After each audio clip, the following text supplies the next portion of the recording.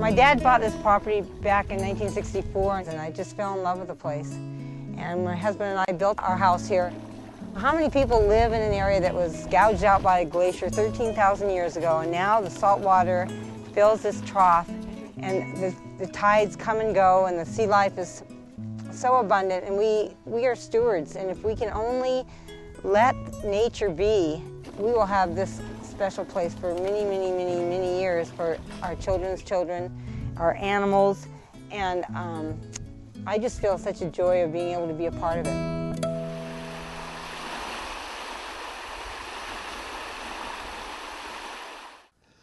The beaches on Puget Sound have been forming over thousands of years. Waves erode the shoreline, they move sediment around, they create the habitats that we see in the shoreline today. All those processes still are going on today. We may not think about them except during a big storm, but those are the processes that form our shoreline and continue to maintain our shorelines. Most of the Sound is surrounded by coastal bluffs. These bluffs are features that have formed because of erosion over a very long period of time. Most of them are still eroding today, but they vary a great deal. Some of the bluffs are heavily vegetated. They don't erode very often. Other bluffs in other places may be high, steep, and may erode, and you may see landslides frequently. When erosion occurs, it often occurs as a landslide. Maybe a very small one, just dumping a few wheelbarrowfuls of material down on the beach. Or it may be a very large one that in some parts of the Sound may even bring houses with it. But when that material comes down, it brings sand, it brings gravel, it brings mud, it brings trees, and the waves begin to work on that material. They move that material away. They move the fine grain, the silts and the clays, they move offshore into deep water. The big stuff, the boulders, may stay put and never get moved by the waves. But the sand and the gravel gets moved back and forth along the shoreline by the waves, and eventually is what builds our beaches.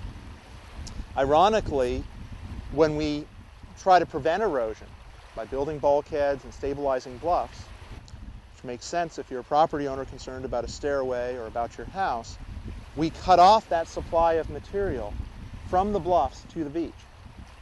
And over time, we have stretches of shoreline where we think we're losing the beaches because we've lost that natural supply of sediment. The beaches on the Sound are made of sand and gravel that's been eroded from the bluffs or that's been delivered by streams.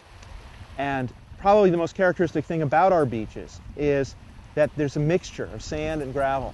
So whenever the waves come in on a high tide, they move that material around. They move it up the beach, they move it along the shoreline, and they'll move the sand and the gravel differently. So depending on the kind of storm or the stage of the tide, you may come out one day and find a beach that's largely sand, maybe a band of gravel along the upper edge of it.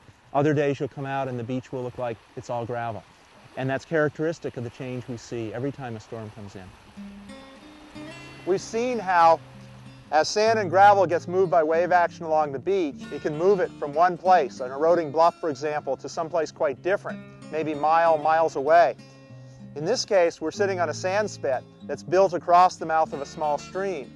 The spit itself is basically sort of a big pile of sand and gravel at the end of the conveyor belt, where that material has accumulated over a long period of time, and in this case, it's actually cut off the mouth of the stream or deflected the mouth of the stream, creating a small estuary.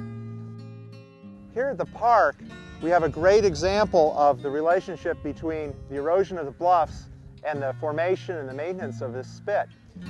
The erosion over time, over geologic periods, built this spit, but by the early 1970s, it had started to erode, and it looked like that erosion was largely because of bulkheading that had cut off the supply of material to the beach. That erosion was actually dealt with by coming back in and actually adding material, adding beach sediment back to the beach artificially in order to maintain the spit, to keep it from breaching and affecting the estuary.